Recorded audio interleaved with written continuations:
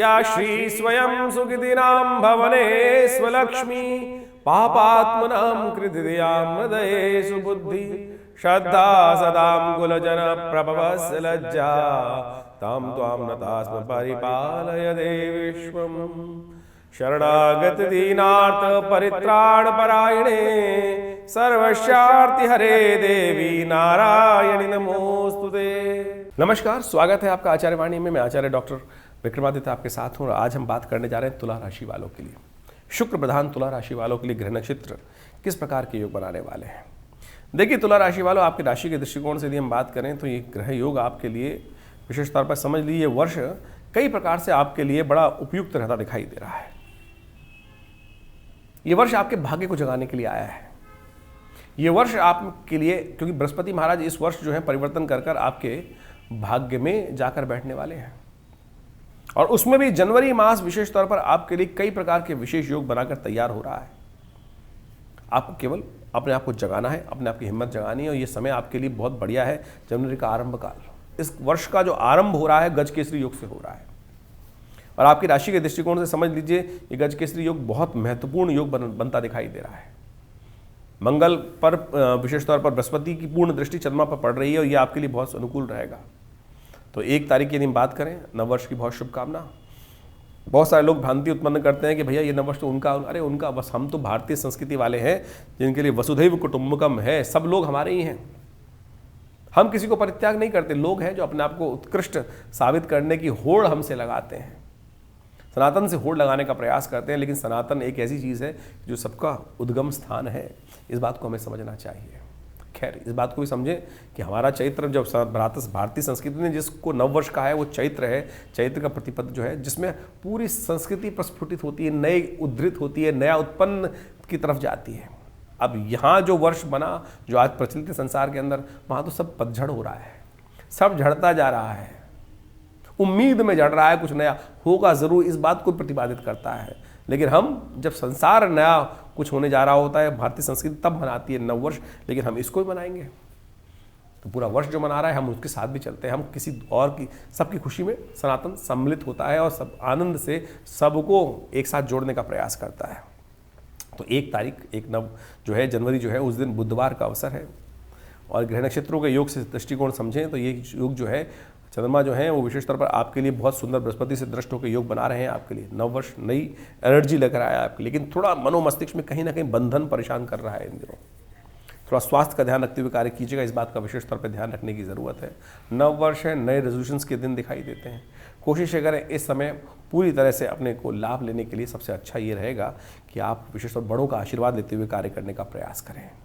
2 तारीख बृहस्पतिवार का अवसर, ये नक्षत्र ग्रहों का योग बृहस्पतिवार का दिन है। तृतीया तिथि इस दिन उदया तिथि के रूप में विद्यमान रहेगी और ये आपके लिए विशेष तौर पर जो ग्रह योग का योग बना रहा है, ये आपके लिए कहीं ना कहीं आशीर्वाद से मेवा देने की योग बना सकता है।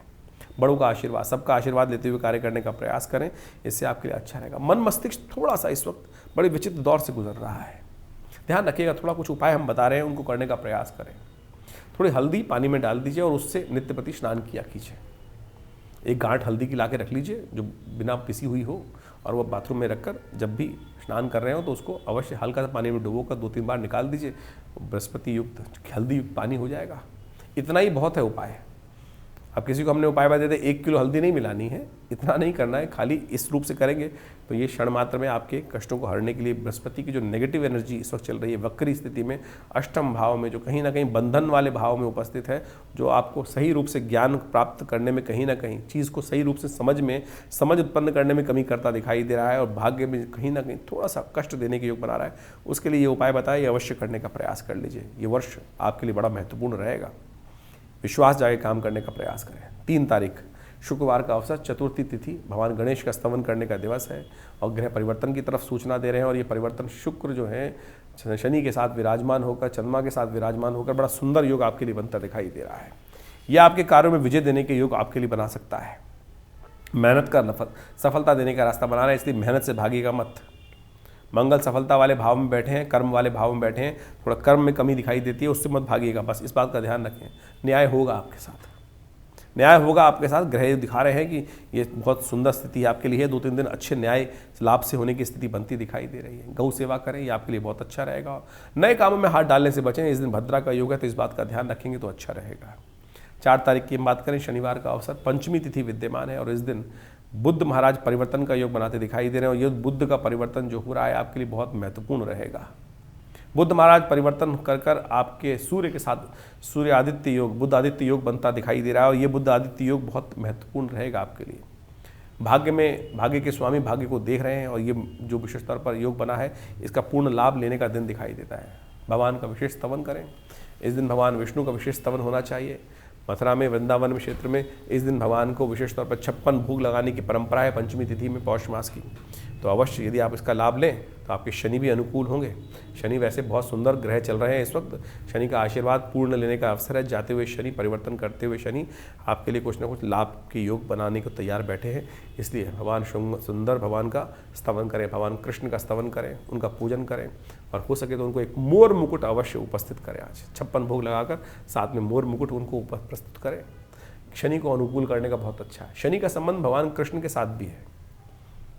शास्त्र में अनेक कथाएं हैं, उनको समझना चाहिए हमें। कहा जाता है कि भगवान कृष्ण के समक्ष एक बार शनि रुदन करते हुए पहुंचे। कहा, इस संसार को मैं सब कुछ, आपने जो कार्य किया मैं उसके अनुसार से कार्य करता हूं, आपकी आज्ञा के अनुसार से, लेकिन लोग हमको बहुत नेगेटिव मानते हैं और कोई मुझे स्थान नहीं देता। तो कहा भगवान ने कि ब्रजमंडल में तुमको हम स्थान देते हैं। भगवान ने उनको ब्रजमंडल में बैठाया, कोकिला वन में शनि महाराज को स्थान दिया। भगवान कृष्ण के द्वारा दिया गया स्थान है। तो इसलिए भगवान कृष्ण की परंपरा से उनका पूजन करने से शनि भी अनुकूल हो जाते हैं। इस बात को हमको ध्यान रखना चाहिए। बहुत सुंदर शास्त्र में वर्णित कथा है।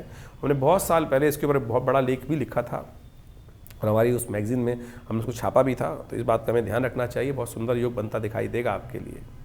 बात कर लेते हैं विशेष तौर पर अब 5 तारीख की। 5 तारीख रविवार का अवसर, षष्ठी तिथि विद्यमान है और इस दिन ग्रहों को परिवर्तन का योग बन रहा है। ये परिवर्तन थोड़ा आपके लिए नेगेटिव रहेगा। स्वास्थ्य का ध्यान रखना पड़ेगा इन 2-3 दिनों में आपको। विशेष तौर पर अननेसेसरी सर्दी से बचते हुए कार्य करें, नहीं तो इस स्वास्थ्य के मामले में थोड़ी सी समस्याएं उत्पन्न करने के योग बना सकता है। नेगेटिव भाव से बचने का प्रयास कीजिए। स्वास्थ्य का ध्यान रखने के लिए महामृत्युंजय मंत्र का जप करें, भगवती दुर्गा का ध्यान करें, भगवती काली का ध्यान करें।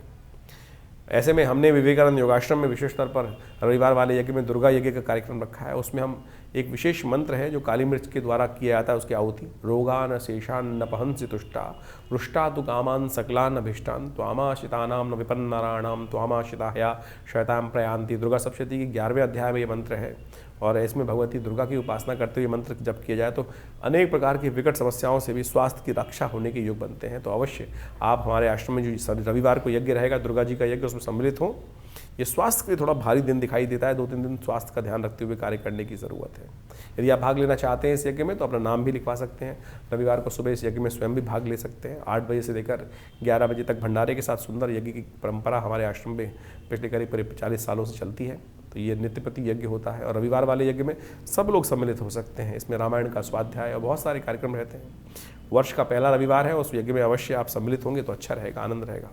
यदि आप स्वयं भाग लेंगे तो अच्छा रहेगा। हमारे आश्रम से कोई शुल्क नहीं है जो स्वयं भाग लेना चाहते हैं उस यज्ञ के लिए। लेकिन हाँ, यदि आप दूर हैं और नहीं आ सकते हैं, किसी ब्राह्मण को बिठाना चाहते हैं तो उसके लिए कुछ व्यवस्थाएं अवश्य रहती हैं। उसके लिए आप फ़ोन पे संपर्क साध कर अपने स्थान को आरक्षित कर सकते हैं। 6 तारीख सोमवार का अवसर, सप्तमी तिथि विद्यमान है और ग्रह नक्षत्रों के दृष्टिकोण से आगे आने वाले समय में सूचना अच्छी रहेगी। ग्रहों का परिवर्तन का योग बनेगा, लेकिन अभी हर चीज़ को ध्यान रखते हुए अननेसेसरी के लोगों से दुश्मनी ना पालें। झगड़े बढ़ने के योग दिखाई देते हैं आपकी राशि के दृष्टिकोण से। थोड़ा सा आपके लिए ध्यान रखना पड़ेगा। थोड़ा मनोमस्तिष्क में जो विचार है उनको थोड़ा सा बैलेंस होगा। बहुत जल्दबाजी में काम ना करें, इस बात का ध्यान रखें तो अच्छा रहेगा। भगवान शिव का ध्यान करें, सफ़ेद चीज़ों का दान करें, ये आपके लिए अच्छा रहेगा, योग बनेगा। 7 तारीख मंगलवार का अवसर, अष्टमी तिथि विद्यमान है और मंगल प्रधान ये वर्ष रहा है।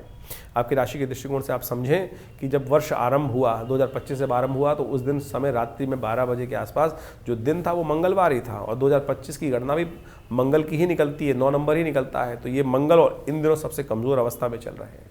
आपके सफलता वाले भाव में बैठे हुए हैं वक्र अवस्था में और ये बहुत जल्दी मिथुन राशि में जाने वाले 21 जनवरी के आसपास आपके भाग्य में जाके बैठने वाले हैं और जब तक ये वहाँ रहेंगे दशम भाव में तो आपकी सफलता में कहीं ना कहीं कुछ कष्ट देने के योग बनाते रहेंगे और ये पुनः आके इस बार वर्ष में उठा-पटक आगे पीछे मंगल कई बार होने के योग बनाने वाले हैं। तो ऐसे में मंगल को थोड़ी ताकत देने का आपको लगातार प्रयास करना चाहिए और मंगल को ताकत देने के लिए हनुमान जी की कृपा सबसे अद्भुत है। हनुमान जी का सुंदरकांड का पाठ करें और हनुमान जी की कृपा इस कलिकाल में हनुमान जी अजर अमर है तो हैं ही, और समस्त कष्टों को निवारण करने का और अद्भुत है हनुमान जी की कृपा। जो हनुमान जी के भक्त बन जाते हैं ना, हनुमान जी उनको, हनुमान जी नहीं छोड़ते उनको, सही समझ लीजिए। एक बार आप हनुमान जी की कृपा की तरफ उनके सब अग्रसित हो गए तो आपके लिए, यदि आपकी निष्ठा सत्य है तो सत्य माने आपको हर चीज़ में। इस संसार में एक बड़ी विचित्र कथा है जो तुलसी बाबा की है। लोगों ने, शायद बहुत सारे लोगों ने सुन रखी होगी, हम तो केवल आपको पुनः याद दिलवा रहे हैं वो कथा जो आपके विश्वास को दृढ़ कर सकती है। आपको समझने की आवश्यकता है भारतीय संस्कृति में जो विशेष तौर पर विशेष घटनाएं घटी हैं हमारे देशों, हमारी संस्कृति में, उनको हमने शास्त्रों में इंगित किया है। तुलसी बाबा के संबंध में जिनको साक्षात भगवान के दर्शन हुए, उस कथा का विवरण यदि आप पढ़ लें तो समझ में आएगा कि आपको विशेष तौर पर कष्ट से निवारण का रास्ता प्राप्त होगा। कहा जाता है कि तुलसी बाबा नित्य प्रति पूजा करते थे और पूजा करते हुए एक थोड़ा सा लोटा जल से पीपल के पेड़ पे अवश्य डालते थे, और पीपल के पेड़ पर कहा जाता है कि कुछ नित्यपति दलना एक योग था, ही डालना ही डालना था पीपल के। हमारी संस्कृति में इस बात को विशेष तौर पर बताया गया है।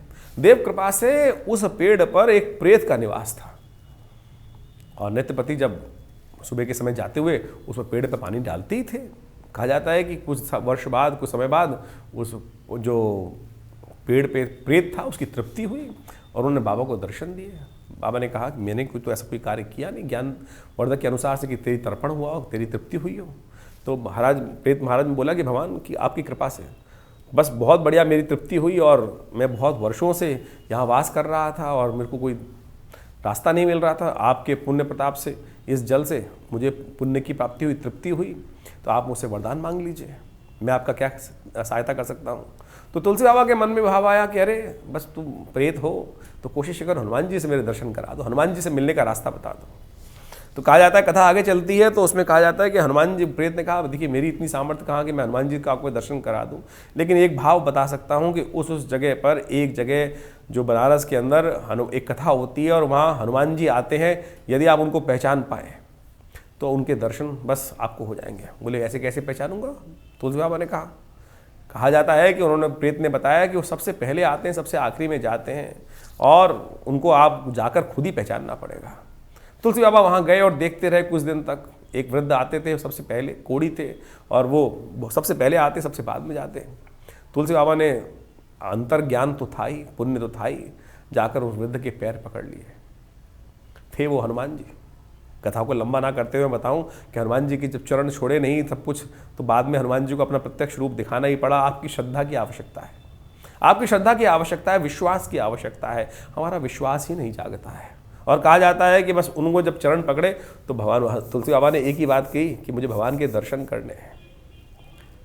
तो वो उनकी कृपा से ही उस चित्रकूट के घाट पर जब वो लेके गए, और दर्शन भी ऐसा कराया कि एक बार उनको लगाया कि विशेष तौर पर, अभी तो आए थे दर्शन करने के लिए, कुछ कथा को मैं लंबा नहीं कर रहा हूं, लेकिन विश्वास जगाने की कोशिश कर रहा हूं आपको समझे कि ये भाव का खेल है कि भगवान आए और उनको पहचान नहीं पाए। तो भगवान जी आके बोलते हैं अरे अभी तो आए थे, अभी तो आए थे, जिनको दर्शन नहीं किया तूने। तो कहा जाता है दोबारा फिर भगवान की कृपा से, साक्षात हनुमान जी की कृपा से, गुरुदेव की कृपा से हनुमान तुलसी बाबा को साक्षात भगवान के दर्शन हुए। और कहा जाता है कि एक बार विशेष तौर पर, और काल घटनाएं समझती हैं, एक विशेष तौर पर तुलसी बाबा ने जब रामायण लिख रहे थे तो हर चीज भगवान के समक्ष रखते थे, और कई बार मन में अहंकार भी उत्पन्न हो जाता है, कई बार मन में अहंकार हो जाता है। कहा जाता है कि जब उन्होंने एक रामायण में एक सूक्ति लिखी और उसको लिखकर जा रहे थे आगे, और रास्ते में जाते हुए उसी जो जब हम कुछ लिखते हैं, क्रिएटिव करते हैं, तो क्या होता है कि हम 24 घंटे उसी विचार में मनोमस्तिष्क को लगाए रहते हैं, उसी विचार को मन में लगाए रहते हैं।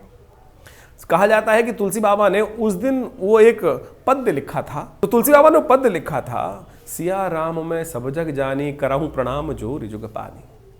सिया राम में सब जग जानी, वही मंत्र, वही भाव रखा। अरे क्या लिखा गया, सब कुछ है भगवान की कृपा से। तो लेकिन कहा जाता है कि इसी भाव में लाल लंगोटी पहनते थे। कथा बड़ी प्रसिद्ध है, लोगों ने शायद समझ नहीं आओ, बहुत बात सुनी भी होगी। तो जा रहे थे रास्ते में एक बालक आया छोटा। उस छोटे बालक ने कहा अरे बाबा आगे मत जाओ, आगे 2 सांड लड़ रहे हैं। अब तुलसी बाबा ने वो भाव लिखा था, सिया राम में सब जग जानी, करहूं प्रणाम जो रिजु के पानी। यानी सिया राम में, इस संसार में सब कुछ सिया राम में है, तो काय को बोले इनसे काय डरना है। अब सामने सांड, दो सांड आपस में लड़ रहे थे और उन्होंने तो कहा करें नहीं ये भी भगवान सिया राम में है। अब सांड ने देखा कि लाल लंगोटी पहन के कोई आ रहा है, तो जो सुताई हुई कहा जाता है कि जिस फास भाव हुआ, तो वापस आए, बोले जब लगा गई चोट, वापस आए, बोले फाड़ने लगे, ये गलत लिखा मैंने, ऐसा नहीं, ये कुछ और लिखना है। कहा था हनुमान जी स्वयं आके पकड़ लिए हाथ, बाबा के हाथ पकड़ लिए। हनुमान जी ने आकर, अरे गलत नहीं लिखा तूने, ठीक लिखा। बोले कहाँ, ये जब सामने सिया राम में सब जग जानी। बोले बाबा, अरे बाबा सुनो, कि जब एक बालक ने आके तुम्हारे हाथ को पकड़ा था, कि कहा था, समझाया था कि आगे मत जाओ, तो उसमें तो तुमने सिया राम में नहीं जाना जग में, तो वो भी तो सिया राम में थे। भगवान ने आके समस्त तुम्हारे सामने उनको हाथ पकड़ के रोकने का प्रयास किया, तब तुमके मन में भाव नहीं उत्पन्न हुआ। क्यों? क्योंकि वो भाव, नेत्र जो है, हमारे जो विचार है, हम सही चीज को हर जगह देख नहीं पाते, कारण तो यही है। तो ये समझे कि हमारे समर्पण की आवश्यकता है। तो हम इस भाव को हमें समझने का प्रयास करना चाहिए कि ये सब चीजें बिल्कुल शुद्ध रूप से हैं, बिल्कुल। तो अहंकार कई बार हो जाता है। जब तुलसी बाबा को भी अहंकार नहीं था, वो क्या था कि हम उस वास्तविक सत्य को नहीं समझ पाते हैं। बहुत सीधी सी कथा है। तो इस कथा के माध्यम से आप समझें समर्पण की आवश्यकता है। तो ग्रह नक्षत्रों के दृष्टिकोण से जो ग्रहों का योगायोग चल रहा है वो चलेगा, बिल्कुल चलता रहेगा। तो इसलिए कोशिश ये करें अपने जीवन में समर्पित भाव से। बड़ा सुंदर योग बन रहा है, अष्टमी तिथि का सुंदर योग है, साथ में मंगलवार पड़ रहा है और इस बार का वर्ष भी मंगल से आरंभ हुआ है। तो हमने इस मंगलवार पे विशेष तौर पर 7 तारीख को मंगलवार जो पड़ रहा है, आश्रम में सुंदर कांड का सुंदर पाठ रखा है। शाम के समय रहेगा, सर्दी है, लेकिन भगवान की कृपा से सुंदर पाठ रहेगा। तो आप भी इसमें सम्मिलित हों। देखिए, मंगल का ग्रह का योग इस बार बिल्कुल ठीक नहीं चल रहा है। मंगल क्षीणस्थ अवस्था में है। जो ग्रह विशेष तौर पर अंतर्द्वंद उत्पन्न कर रहे हैं, शनि पर पूरी दृष्टि डाल रखी है और पुरुष में विश्व में कोलाहल होने के योग बना रखे हैं। और इस बार मंगल विशेष तौर पर अभी वक्री होंगे, चल रहे हैं, फिर मार्गी होंगे, फिर आगे चलेंगे और फिर पुनः वापस में दूसरी राशि पे जाकर फिर पुनः इसी वर्ष में कर्क राशि में वापस आ जाएंगे। तो मंगल को थोड़ी शक्ति, और ये संसार, ये समय जो है विशेष तौर पर मंगल प्रधान ही वर्ष है। तो मंगल की पॉजिटिव आवश्यकता है। नेगेटिव जो मंगल योग चला रखे हैं उसको पॉजिटिव करने के लिए कृपा चाहिए हनुमान जी की। तो हनुमान जी की कृपा प्राप्त करने के लिए आप इसमें यज्ञ में अवश्य सम्मिलित हों। भगवान की कृपा से आप स्वयं भी घर बैठ के करें, नहीं टाइम, अगर टाइम है तो आश्रम पे भी आ जाइए। विवेकानंद योगाश्रम में ये कार्यक्रम रहेगा और प्रभु कृपा से सुंदर भगवान का भजन आनंद भाव से। सिद्ध तीर्थ है, मनोकामना सिद्धि मंदिर हनुमान जी का है, जिसमें पिछले सदगुरु आचार्य श्री कृष्ण देव जी के महाराज से हाथ से ये प्रतिष्ठित मूर्ति है। उनको सबसे पहली सिद्धि हनुमान जी की कृपा हुई थी। जब हनुमान जी का उनको एक महात्मा ने मंत्र दिया बाल्यकाल में, और उन्होंने हनुमान जी की मूर्ति के समक्ष बैठकर सिद्धि प्राप्त करी, जो हनुमान जी कान में आके स्वयं वो जो भी पूछते थे बता देते थे। ये सुंदर स्थिति हनुमान चालीसा ही प्राप्त हुई है। उन्होंने अपनी जीवनी में स्वयं लिखा है पिता श्री आचार्य श्री कृष्ण देव जी महाराज ने। तो आप समझें, तो हम तो इस कार्यक्रम को बताते ही रहते हैं आपको, तो अवश्य आप इसमें ज्वाइन कर सकते हैं और पूरी डिटेल्स फ़ोन नंबर्स पर लेकर आप अवश्य आइए। तो तुला राशि वालों, आपने समझा किस प्रकार से सुंदर योग है। ऐसे में सुंदर लाभ लेने के लिए अवश्य हनुमान जी की कथा से जुड़ें, हनुमान जी से जुड़ें, नित्य प्रति हनुमान जी का स्तवन करें। देखिए, आपकी राशि में जो मंगल नेगेटिव चल रहे हैं वो भी पॉजिटिव होने का रास्ता कर्म से ही बनेगा, सोच से बनेगा, पॉजिटिव सोच से बनेगा। और जो नेगेटिव सोच वाले लोग हैं उनसे दूर होइए, खास तौर पर ध्यान रखें। विश्वास जगाने वाले, हम लाखों रुपए करोड़ों रुपए खर्च करने के तैयार रहते हैं, कभी किसी ज्योतिषी के पास चले जाते हैं, कोई नग पहना देगा, कोई कुछ कर देगा।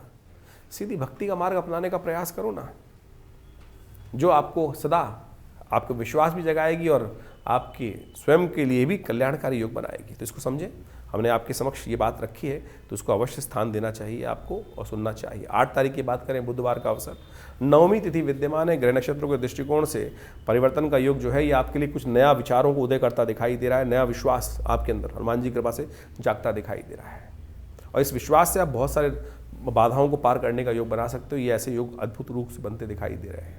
ये अच्छा लाभ की योग बना रहा है आपके लिए। ध्यान रखिएगा, इस दिन विशेष तौर पर आपके लिए अच्छा रहेगा। गणेश का स्तवन करके समस्त कार्य करें, आरंभ करें, श्री गणेश करें। विचारों में नई शक्ति जो है उसको उपयोग करते हुए श्री गणेश का ध्यान करते हुए करें, सफलता मिलेगी। 9 तारीख का अवसर भी आपके लिए अच्छा ही है, सफलताओं को देने वाला है। आपकी मेहनत लाभ देने की योग बनाती दिखाई दे रहे हैं, लेकिन मन मस्तिष्क में जो विचार बंधे हुए हैं उनको ठीक करने के लिए थोड़ा प्रयास करना पड़ेगा। रात्रि में चंद्रमा उच्च के हो जाएंगे आपकी राशि के दृष्टिकोण से, सुंदर योग बनेंगे, लाभ के योग बनेंगे, लेकिन थोड़ा सा विचार जो है वो मंगल के कारण से अभी भी कमज़ोर चल रहा होगा, तो उसको लगातार बल देने की आवश्यकता आपके पास रहेगी। 10 तारीख का अवसर शुक्रवार का दिन है, एकादशी तिथि है और खासतौर पर उस दिन पुत्रदा एकादशी का सुंदर योग बन रहा है।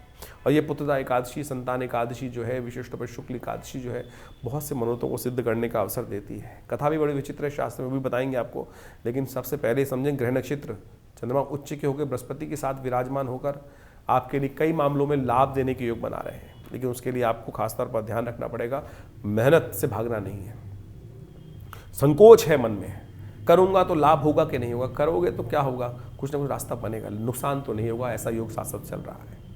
नुकसान होने के योग बिल्कुल नहीं है, इस बात का ध्यान रख लीजिए।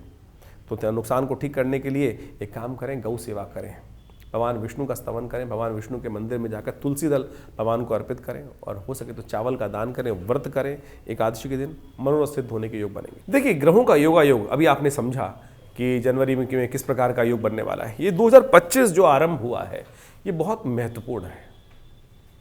यदि ग्रह के आरंभ में हम देखें तो वर्ष के आरंभ के अंदर तो 2025 का जो महीना जो आरंभ हो रहा है जनवरी का, मंगलवार के दिन आरंभ हो रहा है। बहुत सारे लोग कहेंगे कि नहीं उस दिन तो बुधवार है। भैया देखिए रात को 12 बजे भारतीय संस्कृति में जब हमारे कैलेंडर के अनुसार से हम बात करेंगे तो वो दिन आरंभ होता है सूर्य उदय की तिथि के अनुसार से। तिथि भी वही तब मानी जाती है और दिन का आरंभ भी उस वक्त माना जाता है। लेकिन जो इंग्लिश कैलेंडर है वो रात को 12 बजे डेट बदल जाती है और उस समय मंगलवार का योग चल रहा होगा। और साथ साथ जो 9 नंबर 2025 का नंबर भी 9 आता है, तो ये दोनों मंगल के प्रतीक माने जाएंगे। और मंगल इस वर्ष विशेष तौर पर जो योगा योग बना रहा है वो बहुत उठापटक वाला बना रहा है। और 2025 के अंदर यदि ग्रहों के दृष्टिकोण से आप देखें तो शनि और उसके आरंभ में देखें, शनि और शुक्र की युति जिस प्रकार से और उस पर मंगल की दृष्टि है, ये विश्व के अंदर कोलाहल उत्पन्न करने की योग देती है, अशांति को बढ़ाती है, तनाव को बढ़ाती है। और 2025 में कई प्रकार की और भी ग्रहों का योगा योग जो है, अब इंडिविजुअल आपकी राशि के दृष्टिकोण से तो आपने समझा, लेकिन जनरल तौर पे आपको ये समझ लेना चाहिए जो ग्रहों का योगा योग जो है 2025 के अंदर कई प्रकार की स्थिति तनाव युक्त विश्व को की तरफ ले जाने का प्रयास कर सकता है। ऐसे योग बन सकते हैं। जैसी एक महामारी अभी कुछ वर्ष पूर्व गई, वैसे ही कुछ ना कुछ और भी नए विस्फोटक योग इस वर्ष में दिखाई देते हैं जो विश्व में कहीं ना कहीं नई परेशानी को उत्पन्न करने की स्थिति उत्पन्न करेंगे। और साथ साथ तनाव का वातावरण जो है, जो युद्ध पिछले 2024 में चलता रहा जिस प्रकार से, उसमें और आग में घी डालने का काम बहुत सारे जगहों पे होने के योग दिखाई देते हैं और जिसके कारण से अशांति का वातावरण बन सकता है। इन ग्रहों के योगा योग के अनुसार से हमको समझ लेना चाहिए कि हमारे दृष्टिकोण से ग्रह किस प्रकार चल रहे हैं। देखिए समय हमेशा परिवर्तन की तरफ जाता है, समय हमेशा परिवर्तन के योग बनाता रहता है और इस परिवर्तन के दृष्टिकोण से हर व्यक्ति के ऊपर उसका अलग प्रभाव होता है। ऐसा नहीं है कि जब विश्व में कहीं ना कहीं कष्ट हो रहा होता है तो सभी परेशान होते हैं, कहीं ना कहीं किसी का भाग्य भी जागता है, बहुत सारे लोग भाग जागते हैं और बहुत सारे लोगों के लिए नुकसान के योग बनते हैं। वो सारा का सारा आपके ग्रह गोचर के दृष्टिकोण से आपको समझ में आना चाहिए। 2025 में शनि की युति किस प्रकार से है वो हमने आपको एक अलग से आपकी राशि के दृष्टिकोण से पूरा उसका डायलॉग एक उपस्थित किया था, जिसके अंदर हमने बताया था, समझाया था कि शनि इस बार जो है परिवर्तन के योग बना रहे हैं और ये 2025 वो ऐसा वर्ष है जिसमें समस्त ग्रह परिवर्तन की तरफ जाने वाले। कोई भी एक ग्रह यानी नवग्रहों के अंदर आमतौर पर विश्व हमेशा वर्ष में ऐसा ही होता है कि कुछ ग्रह बदलते हैं, कुछ ग्रह अपने भाव में स्थिर रहते हैं, अपने ही ग्रह में चलते रहते हैं। लेकिन इस 2025 में समस्त ग्रह परिवर्तन की तरफ जाने वाले हैं, समस्त ग्रह परिवर्तन का युग बनाने वाले हैं और ये परिवर्तन युग जो है, ये विशेष तौर पर वर्ष जो है परिवर्तन युक्त ही रहने वाला है। मंगल विशेष तौर पर पुरुषार्थ की ग्रह है और इस मंगल वाले ग्रह में 2025 में जो विशेष तौर पर योग मंगल के दिन ही आरंभ हो रहा है 2025, इसमें बहुत उठापटक के योग बनते दिखाई दे रहे हैं। इसमें राहु ग्रह भी परिवर्तन की तरफ जाएंगे जो मई के बीच में जाएंगे, शनि भी परिवर्तन की तरफ जा रहे हैं मार्च के आरंभ अंत में, बृहस्पति भी परिवर्तन की तरफ जा रहे हैं और बृहस्पति तो एक नहीं, इस बार जो है 3 राशि में परिवर्तन का योग बनाएंगे। पहले एक राशि में रहेंगे, फिर दूसरी में आएंगे, फिर वापस उसी राशि में आ जाएंगे और कई बार विभिन्न प्रकार के योग इस बार बनते दिखाई दे रहे हैं। तो आपको बिल्कुल सिलसिलेवार तरीके से इस ग्रहों के योगा योग को समझते रहना पड़ेगा। बहुत तेज गति से चलने वाला है वर्ष। हमने एक जो आपके समक्ष एक आपकी राशि के अनुसार से एक जो वीडियो बनाया था उसके अंदर ये बताया था कि बृहस्पति कितनी तेज गति से इस बार विभिन्न राशियों को परिवर्तन करने का जो पूरा कालचक्र के अनुसार से बृहस्पति एक वर्ष में एक राशि को पार करते हैं। इस बार इस करीब यदि हम बात करें 2025 के अंदर 3 भावों को परिवर्तन, मतलब 3 राशि में परिवर्तन का योग बनाएंगे। पहले एक राशि में रहेंगे, फिर दोबारा दूसरी राशि में जाएंगे, फिर परिवर्तित करके वापस आ जाएंगे। मार्गी, वक्री, कई प्रकार के योग बनते दिखाई दे रहे हैं। तो आपको इस साल को बहुत सिलसिलेवार तरीके से समझ के अनुसार से बहुत चीज़ों को देखते हुए समझने की आवश्यकता रहेगी। तो यदि आप उन सब चीज़ों को समय समय पर जो हम आपके समक्ष उपस्थित करते रहेंगे वार्ताओं को ज्योतिष के दृष्टिकोण से समय की चाल को पहचानते हुए यदि कार्य करेंगे तो आपके लिए बहुत अच्छा आपकी राशि के दृष्टिकोण से समझ सकते हैं। देखिए, बहुत सारे लोग कई बार हमारे इस चैनल पर वीडियो देखने के बाद, हमारे इन कार्यक्रमों को देखने के बाद ये बोलते हैं कि संसार में तो करोड़ों लोगों की एक ही राशि होती है। जी हाँ, बिल्कुल करोड़ों लोगों की एक राशि होती है, लेकिन राशि के दृष्टिकोण से आप समझ सकते हैं। गोचर के दृष्टिकोण तो एक ही देखे जाएंगे। ज्योतिष के कई प्रकार से काल गणनाओं को समझा जाता है। एक तो आपकी जन्मपत्री के अनुसार से, एक विशेष तौर पर कालचक्र को समझते हुए राशि के दृष्टिकोण से भी तो गोचर का प्रभाव देखा जाता है, और वो तो 12 ही है। तो उसके दृष्टिकोण से बहुत कुछ जाना जा सकता है, बहुत कुछ समझा जा सकता है। जैसे इसको ऐसा समझ लें, बहुत सारे लोग इस प्रकार के समझने का हम प्रयास कर सकते हैं। बारिश तो एक क्षेत्र में हो रही है, अब जिस प्रकार का जिसका घर है उस पर उस प्रकार का प्रभाव होगा। तो ये किसी के पास अच्छा मकान है, बढ़िया है, खूब बढ़िया तरह से सुंदर व्यवस्थाएं है, तो उसके लिए बारिश आनंददायक हो सकती है। लेकिन वही व्यक्ति जो झोपड़ी में बैठा है उसके लिए वो वही वर्षा जो है वो कष्टकारी योग बना सकती है। ये डिपेंड करता है कि आपकी ग्रह योग दिशा किस प्रकार की चल रही है, दशाएं किस प्रकार की चल रही हैं, अंतर दशाएं किस प्रकार की चल रही हैं, और ग्रहों के योगायोग जन्म में आप जब पैदा हुए थे उस समय किस प्रकार के अपने पूर्व जन्म के अनुसार से कर्म के अनुसार से लिखवा के लाए हैं। इसीलिए जन्मपत्री को बहुत अच्छे से विश्लेषण करने की आवश्यकता होती है, और हम समय समय पर आपके समक्ष जो ये ग्रह गोचर का प्रभाव उत्पन्न करते हैं उसको तो आप बिल्कुल प्रत्यक्ष रूप से समझ सकते हैं। कई बार एक प्रश्न और लोगों के मन में आता है, और बहुत सारे लोग एक बात, हम कौन सी राशि को माने। देखिए, राशियां विशेष तौर पर ज्योतिष के दृष्टिकोण से सबसे इंपॉर्टेंट जो मानी जाती है वो मानी जाती है आपकी चंद्र राशि। जहां आपके जन्म के अनुसार से चंद्रमा विराजमान है राशि में, वहां वो चंद्र राशि में मुख्यतः मानी जाती है। इसके अलावा भी आपका लग्न में कौन सी राशि विराजमान है उसका भी प्रभाव देखना चाहिए। हम ज्योतिष को जब पूरी जन्मपत्री को देखते हैं ज्योतिष के दृष्टिकोण से, तो हर चीज़ को एनालाइज करने का प्रयास करते हैं। आपकी नाम राशि कौन सी है, आपकी सूर्य की राशि कौन सी है, फिर आपके षोडश वर्ग में कौन से ग्रह अच्छे से शुद्ध होकर बैठे हैं, नहीं बैठे, कहाँ कौन कौन से योग बना रहे हैं। राशि के दृष्टिकोण से एक ब्रॉडर कैटेगरी में आइडिया तो मिल ही जाता है बहुत सारी चीज़ों को समझने के लिए, और उसका प्रभाव भी वह प्रत्यक्ष रूप से होता है। तो इस बात को हम समझें। बहुत सारे लोग नाम के अनुसार से ही अपनी राशि को देखने का प्रयास करते हैं, वो भी ज्योतिष का एक छोटा सा पहलू है, लेकिन मुख्यतः जन्मपत्री को पूरी से विशेष विश्लेषण करने की आवश्यकता है। जैसे आप इसको ऐसे समझ सकते हैं कि न्यूमरोलॉजी, ज्योतिष के अंतर्गत एक शाखा है जिसका नाम है न्यूमरोलॉजी।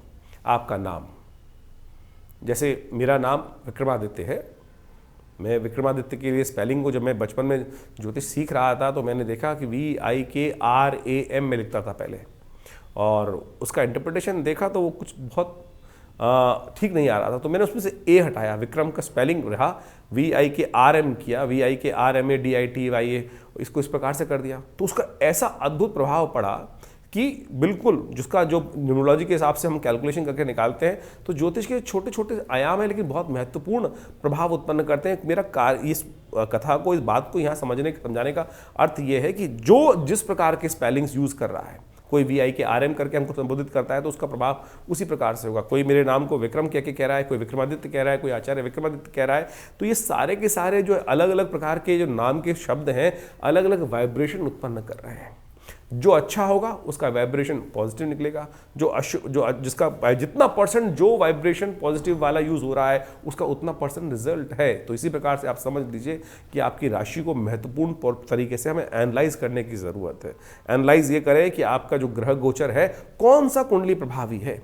कई बार हम देखते हैं जन्मपत्री लोग दिखाने आते हैं, जन्मपत्री से योगी नहीं बन रहे होते, चंद्र कुंडली को यदि उस प्रकार से देखा जाए तो वहाँ वो सारा का सारा मैच कर रहा होता है। तो कौन सा ग्रह प्रभावी है, कौन सी कुंडली से प्रभाव निकल रहा है, सूर्य कुंडली से, षोडश वर्ग से, कहाँ कारकान से, अमात्य कारक से, तो इन सब चीज़ों को हमें अच्छे से ज्योतिष के दृष्टिकोण से एक एक चीज़ की विवेचना कर लोगों के भाग्य के संबंध में उसकी जो बात है हमें समझने का प्रयास करना चाहिए। ज्योतिष बिल्कुल प्रत्यक्ष है, कहीं कोई कपोल कल्पित नहीं है। कुछ लोग हैं जो तथाकथित तौर पे आपको हास परिहास उड़ाने का प्रयास करते हैं। जैसे आप समझें विश्व के अंदर बहुत सारे रास्ते हो सकते हैं, किसी के लिए कोई अच्छा है, किसी के लिए कोई अच्छा है, किसी के लिए कोई अच्छा है।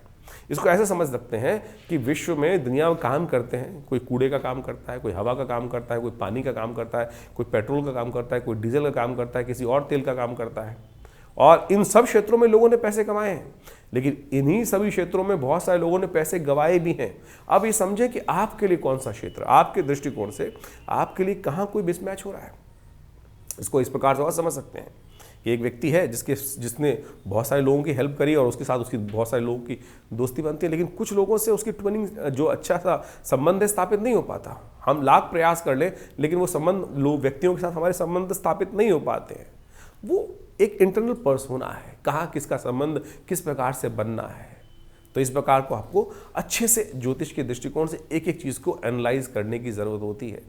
इसलिए इस बात को हम समझें कि ज्योतिष में लोग लाख विचित्र विडंबनाएं उत्पन्न करें, व्यक्ति परेशान होता है बहुत सारा, तो कई बार अपशब्द भी लिख देते हैं बहुत सारे लोग तो कि कुछ नहीं होता है, मैं इतने साल से ये कर रहा हूँ ये कर रहा हूँ। अब भैया कर्म के अनुसार से, भाग्य के अनुसार से कार्य करने की ज़रूरत है। बहुत सारे लोग छोटा सा काम करते हैं और उससे कहाँ से कहाँ पहुँच जाते हैं। उनके पूर्व जन्म का प्रारब्ध है जो उनके साथ चल रहा है, पुण्यों का अकाउंट है जो उनके साथ चल रहा है, वो हमें दिखाई नहीं देता है। तो इसलिए अपने इस शुभ जीवन में हम आपको ज्योतिष के दृष्टिकोण से बहुत सारी बातें बताते हैं। बहुत सारे लोग तो ये भी कहते हैं कि आप ज्योतिष में पंचांग बता रहे हैं या ज्योतिष बता रहे हैं। अरे भाई, ज्योतिष, वैदिक ज्योतिष को समझने का प्रयास करो। ज्योतिष के दृष्टिकोण से हम अनेक प्रकार के निदान की तरफ जाने का प्रयास करते हैं। जो पंचांग है वो भारतीय संस्कृति को सनातन पद्धति के अनुसार से हमारे पुराणों को साथ जोड़ के चलता है। ज्योतिष पुराणों से अलग हो ही नहीं सकती, वेद से अलग हो ही नहीं सकती है। वेद का अंतिम भाग वेदांत ही है और वो उपनिषद इत्यादि में इन सब चीजों में उन सब चीज की गणनाओं की वर्णन मिलता है। और ज्योतिष को वेद से अलग कैसे कह सकते हो? कई लोग तो कहते हैं कि ज्योतिष के दृष्टिकोण से आप कथा सुना रहे हैं या कुछ और कर रहे हैं। भाई मेरे समझो, ज्योतिष जो है वो वेद का ही अंग है। ज्योतिष वेद के, हमारे यहाँ ज्योतिष भारतीय सनातन संस्कृति के अंदर ऐसा नहीं है कि आंख का डॉक्टर अलग, कान का डॉक्टर अलग, मुख का डॉक्टर अलग और पेट का डॉक्टर अलग, साइकियाट्रिस्ट अलग। हमारे यहाँ विद्वान उसको कहा जाता है जो समस्त 6 शास्त्रों का ज्ञाता हो। वो व्याकरण हो गया, वैद्य हो गया, निरुक्त हो गया, इन सब चीज़ों को आप समझने की आवश्यकता है। तो केवल व्याकरण का आचार्य होकर लोग व्यक्ति यदि व्याख्या करेगा और ज्योतिष का उसको गणना है ही नहीं। हर चीज़ में थोड़ा थोड़ा अध्ययन होना चाहिए, चीज़ जिसके बाद आप एक शास्त्र को समझ सकते हैं। तो हमने प्रयास किया है अपने छोटे से ज्ञान के माध्यम से। बहुत बड़ा तो ज्ञान किसी के मेरे पास शायद नहीं हो सकता, लेकिन जितना मैंने अपने गुरु आचार्य श्री केशव देव जी के सानिध्य में रहकर हमने समझने का प्रयास किया, उसी के माध्यम से आपको थोड़ा बहुत समझाने का प्रयास करते हैं। आशा करते हैं उससे आपको लाभ मिल सकता है। लेकिन हम जो भी तरीके हैं बहुत सीधे तरीके से आपके समक्ष रखने का प्रयास करते हैं और बहुत सारी बातों को आपके समक्ष रखने का प्रयास करते हैं और उनको समझेंगे तो बहुत अच्छा रहेगा। दिल्ली में हमने विवेकानंद योगाश्रम ये संस्थान मेरे पिता आचार्य श्री केशव देव जी महाराज ने इसीलिए बनाया था कि हम इन सब चीज़ों को शोध कर संसार के समक्ष रख सकें। और उसी क्षेत्र में हमने कार्य करते हुए मुद्रा विज्ञान, यज्ञ विज्ञान, योग विज्ञान, आयुर्वेद, योग, भारतीय संस्कृति, प्राकृतिक चिकित्सा इत्यादि में समस्त पे कार्य कर रहे हैं हम। करीब 50 से ऊपर पुस्तकें हमारे आश्रम की तरफ से, संस्थान की तरफ से प्रकाशित की गई और वो सब एक एक विषय में इतना ज़बरदस्त कार्य कर रही हैं, चाहे वो ध्यान योग हो, कुंडलनी योग हो और अनेक प्रकार के मार्ग हो। और हम समय समय पर पूरे विश्व में जगह जगह पे जाकर इन भारतीय संस्कृति को प्रचार प्रसार करने का भी कार्य करते ही रहते हैं। तो आप इस बात को सही से समझें और विभिन्न आश्रम में जो कार्यक्रम होते हैं उसमें भी आप सम्मिलित हो सकते हैं। उसके लिए जो आश्रम में कार्यक्रम चलते हैं उसका सागर जगह जगह हम आपको निमंत्रण इत्यादि देने का प्रयास भी करते रहते हैं। जिस प्रकार से अभी इस जनवरी के प्रारंभ के अंदर बहुत सारे कार्यक्रम होंगे, सुंदरकांड के कार्यक्रम रहेंगे, साथ साथ यज्ञ इत्यादि हर रविवार को सामूहिक तौर पर जो उसमें बैठते हैं उसका भी सादर निमंत्रण हम आपके साथ साझा करते रहते हैं और उसमें आप आकर स्वयं यज्ञ में भाग ले सकते हैं। और एक बात और समझिए कि बहुत सारे लोग तो इस प्रकार से कह देते हैं कि भैया आप कुछ धन उपार्जन करने के लिए ये सब तरीके अपना रखे। हमारे आश्रम में जो यज्ञ संडे इत्यादि में रविवार में होते हैं उनमें हम कोई किसी से शुल्क नहीं रखते, कोई मेंबरशिप नहीं रखते, कुछ भी नहीं रखते। जो आके बैठना चाहते हैं वो स्वयं बैठ सकते हैं, उसके अंदर बैठें, ना तो आपको कोई पैसा देने की आवश्यकता है। हाँ, अगर आप किसी के अपने द्वारा खुद नहीं आ पा रहे हैं, किसी पंडित जी को बैठाना चाहते हैं तो उसके लिए तो दक्षिणा उस बेचारे पंडित जी को तो देना ही पड़ेगा ना, तो उसके लिए जरूर व्यवस्था की जाती है। लेकिन यदि आप स्वयं आना चाहते हैं तो हमारे किसी भी कार्यक्रम में जो बहुत सारे कार्यक्रम, चाहे वो सुंदरकांड चल रहा है, चाहे वो आपको जिस समय से बताया जाता है, उसमें कोई किसी से किसी प्रकार से भी कोई दक्षिणा, धन इत्यादि आश्रम की तरफ से नहीं लिया जाता। और एक बात और, बहुत सारे लोग आज हमारे पास सूचना आती रहती है कि कोई हमारे नाम से बात कर लेते हैं व्यक्तियों से। और तो इस बात का ध्यान रखिए, हमारे आश्रम का दिल्ली में केवल हमारा एक ही आश्रम है जो विवेकानंद योग आश्रम में है और हमारी तरफ से कभी किसी को कॉल नहीं किया जाता है। और कोई अगर कोई कह के हमारे नाम से आपसे बात कर रहा है तो इस बात से सावधान रहे कि हमारे पास कई प्रकार इस प्रकार की बहुत सारी सूचनाएँ आती हैं और हम उसमें देखिए, हम प्रयास ही कर सकते हैं आपको अवगत कराने का। इसके अलावा तो आप खुद बुद्धिमान व्यक्ति हैं, खुद बुद्धिमान हैं, तो इसलिए संसार में आज क्या क्या स्थिति चल रही है तो उसके लिए आपको खुद सतर्क रहना पड़ेगा। और ये संस्थान आपके लिए हमेशा साथ में काम करने के लिए बना है। दिल्ली में आप जब भी आएँ आप सादर आमंत्रित हैं विवेकानंद योगाश्रम में, जो हम समय समय पर कार्यक्रम रहते हैं उसका निमंत्रण भी हम आपके साथ साझा करते रहेंगे। धन्यवाद, नमस्कार।